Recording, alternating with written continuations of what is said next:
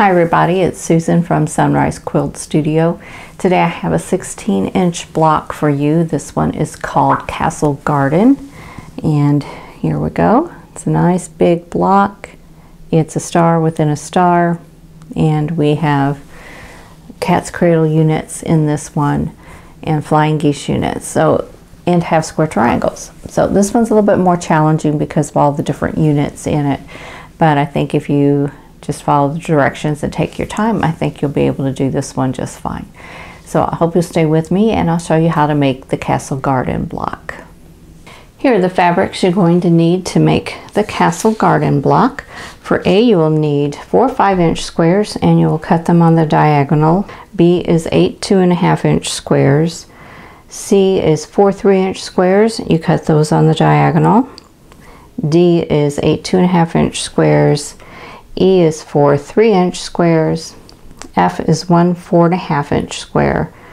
G is 2 5-inch squares and you cut those on the diagonal. H is 4 2.5 by 4.5-inch rectangles. I is 8 3-inch squares and you cut those on the diagonal. And J is 4 3-inch squares. I'm going to switch the camera and we're going to get started sewing. There are 2 different kinds of cat's cradle units in this block. Okay, we're going to start by making half square triangles with the E and the J squares. Now the J squares, I've drawn a diagonal line on the wrong side, and we're just going to put these right sides together and stitch a 1/4 inch away from both sides of the drawn line.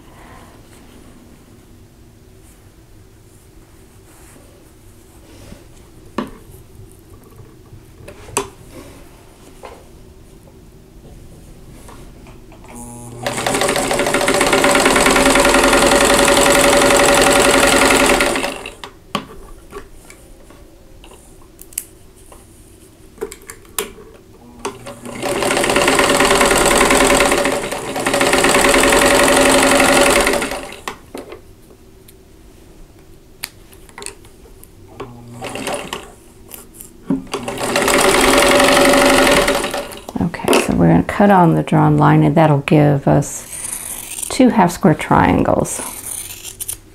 So this will be enough for 2 of the cat's cradle units. So we have those. So I need 8 of these units. So I'm going to go ahead and finish the rest of these half square triangles, and then I'm going to press, and these do need to be trimmed down because we want them to measure 2.5 inches square, and these are 3-inch squares that we're cutting, so the half square triangle is going to be a little bit oversized.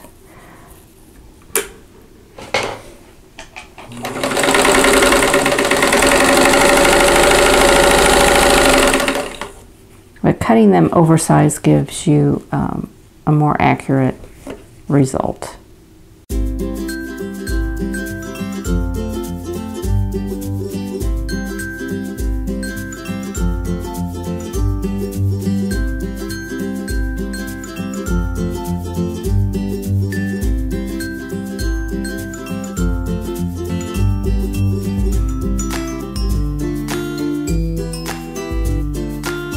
Okay, I have all the half square triangles trimmed down. Now we're going to sew eye triangles onto these. So here we have our half square triangle. We want to sew these eye triangles to either side of the print fabric. So like that. So we're making a larger triangle. So I'm going to lay out all of my half square triangles in the same direction. Just stack them one on top of the other.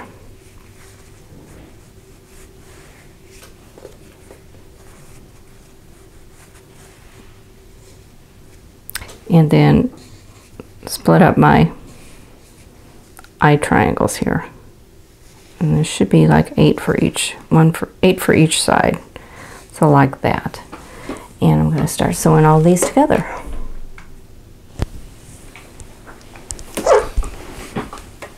Cat's cradles units aren't difficult, but they can be confusing if you get your pieces out of order. At least they can be for me. And That's why I lay them all out. So I'm going to sew one, make sure I've got it right, and then I'll chain stitch the others.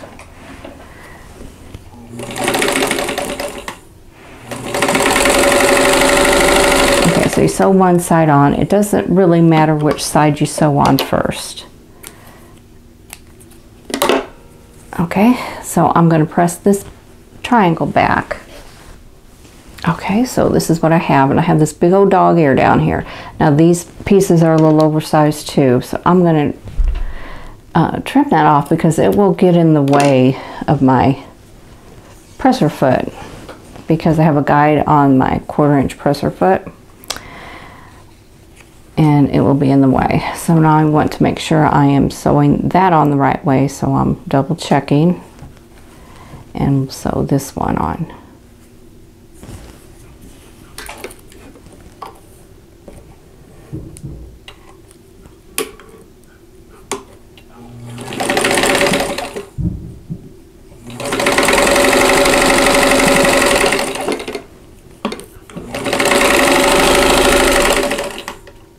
Okay, I'm going to press this triangle back.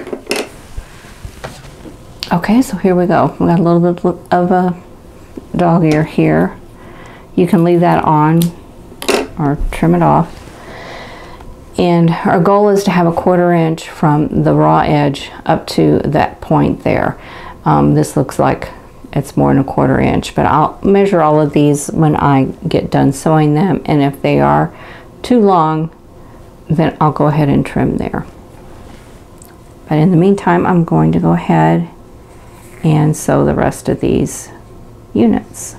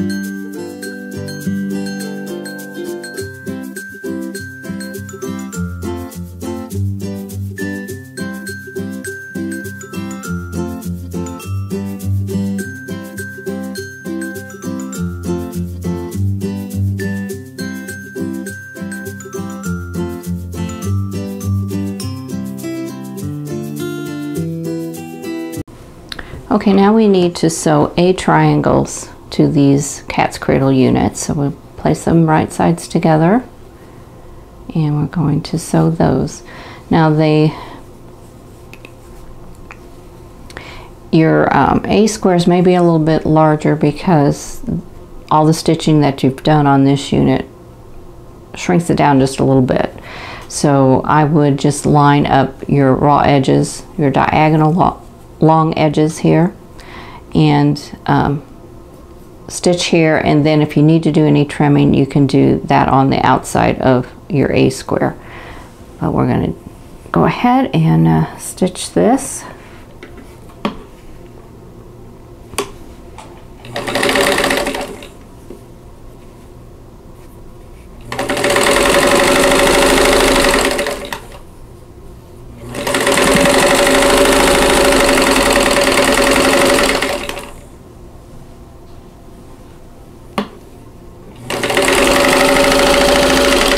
And then I'm going to press back that A square or A triangle.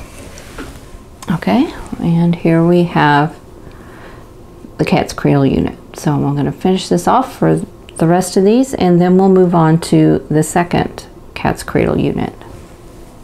Okay, now that we have all of these cat's cradle units done, we need to sew these together into pairs, and we're going to have these I can pick this up. Here we go. we're going to have the half square triangles facing each other like this. So we're going to sew these together in pairs. So I'm going to go ahead and pin the seam.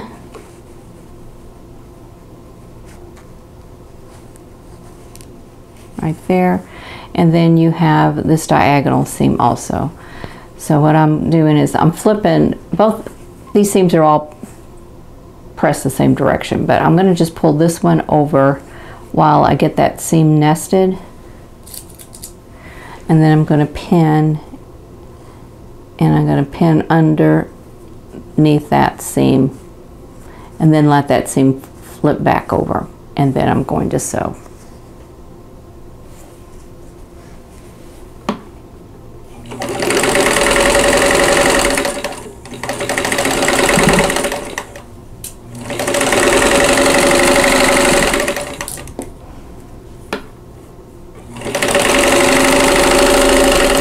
And I'll show you what this looks like.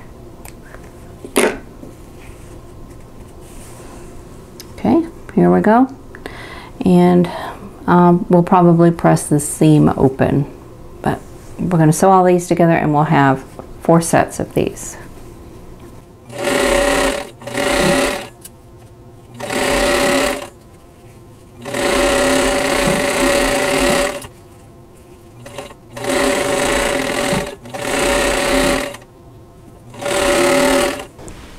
Okay, I have all 4 of these done.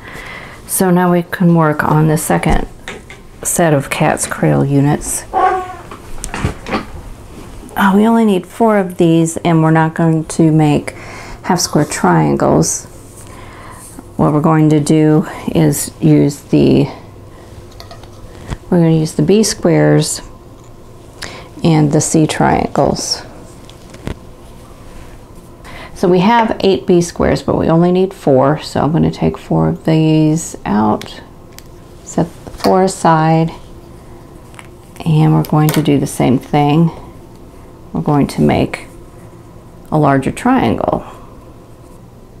Okay, so we're got our B square and our C triangles, and we're going to make a larger triangle this way.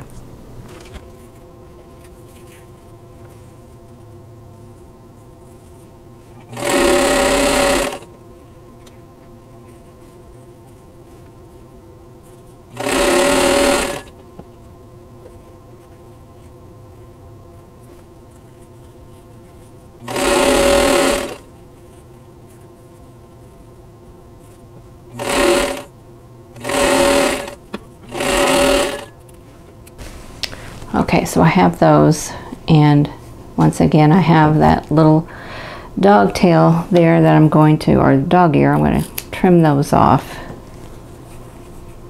Now if your presser foot does not have a guide that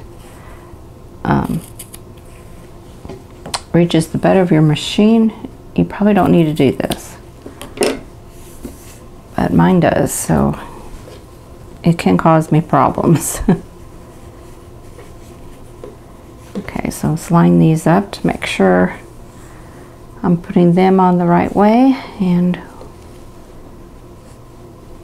we'll sew these on.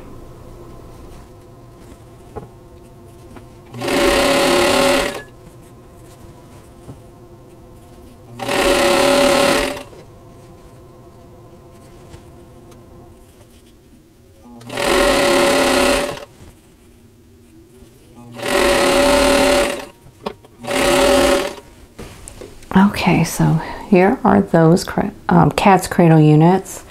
I'm going to trim off the dog ears off of these, and then we're going to finish these up. Now these units, when they're complete, need to measure 4.5 inches square. Okay, now we need the G triangles, which are background pieces, and we're going to sew those on to make a square.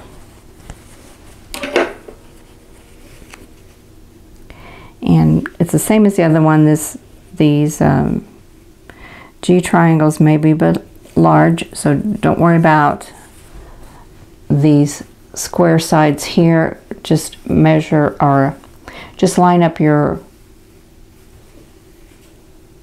biased edge here, the diagonal line.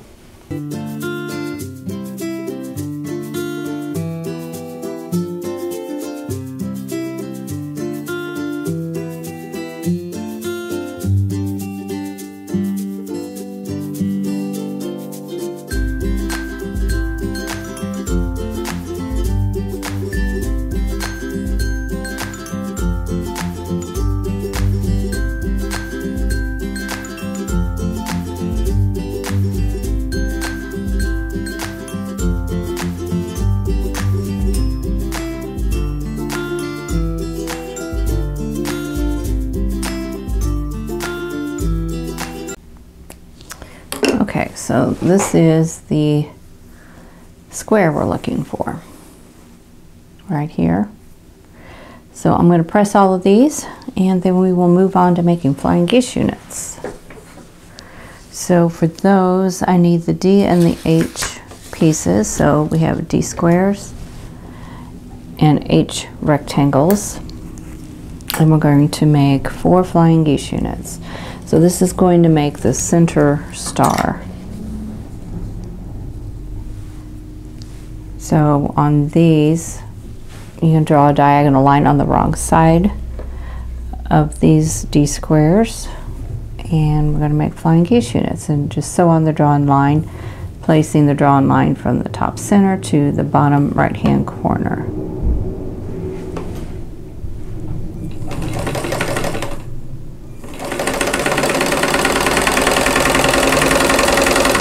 And do that on all 4 pieces.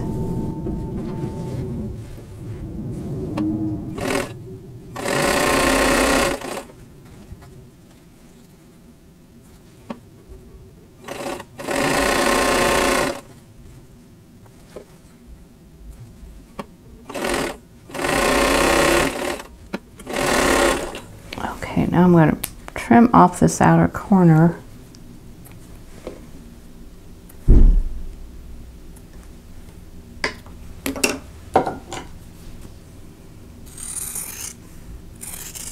Okay, so leave it a 1/4 inch seam allowance and then press this back. Okay, now I'm going to do the opposite side, and the drawn line is going to go from the top center to the lower left hand corner.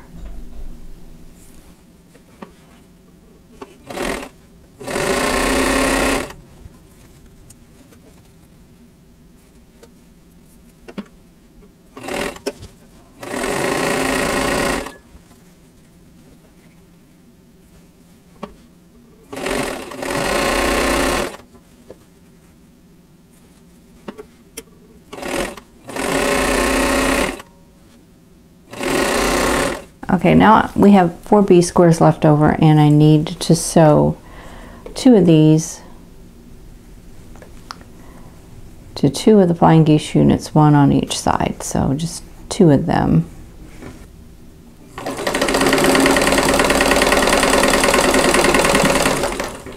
And this will make the top and the bottom rows of the sawtooth star that goes in the center of the block.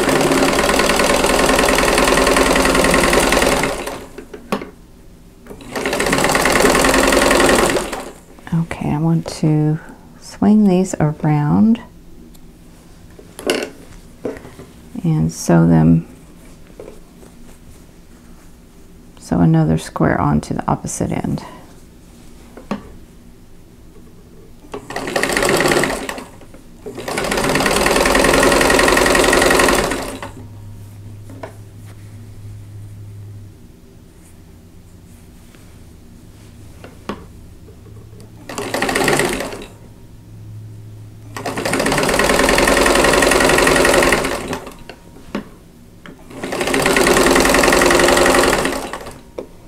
So I'm going to press these. Okay, so I have these 2 flying geese units, and now I need the F square, which is the center square. I use background fabric for mine, but you can use whatever you want. And then I'm going to sew these to 2 opposite sides here. these last two Flying Geese units.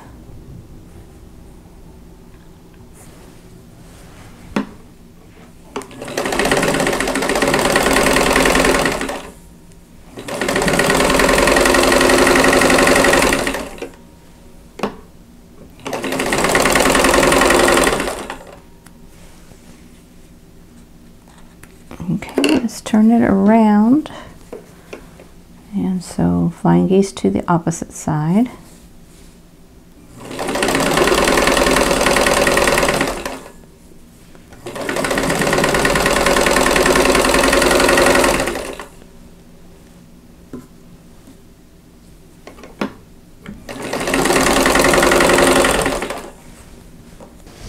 Okay, so we have this. And now we're going to sew these to the top and the bottom. If I can grab hold of those, here we go. And we're going to make a soft tooth star. So I'm going to go ahead and pin the seams, nest them together and pin them.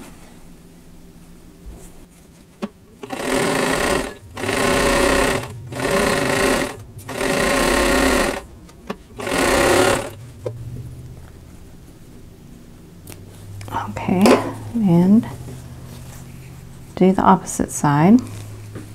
And we can see here's that part. So now I want to sew one on to the top here. So we'll have a completed sawtooth star.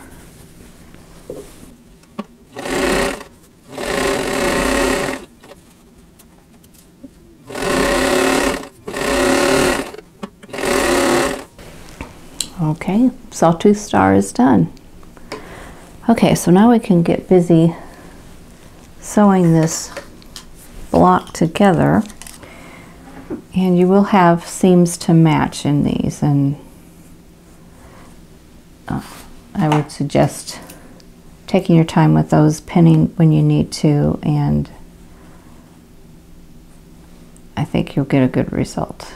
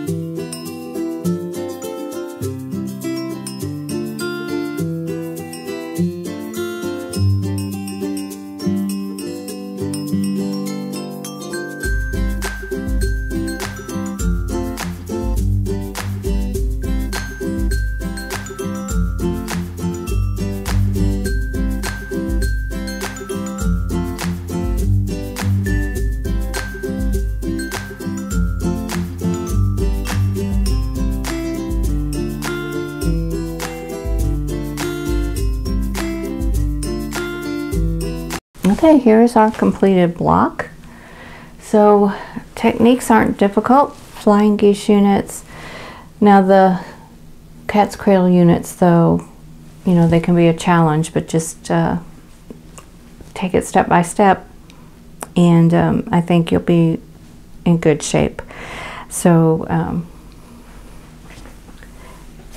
the pattern that I wrote for this block is in a completely different fabric line. It's a fabric line that I actually do not own. It's one that I was wanting to purchase and didn't get around to, and now it's kind of off the market. It's out of print. So, but that one was green and gold, which was really pretty. And so I went with blue and yellow instead. So I think that still turned out nice, and it'll go with the project that I'm working on, the combination of 16 and 8-inch blocks. So I think this one turned out really well. So I hope you'll give this block a try. Okay, that is it for the Castle Garden block. And here is our completed block.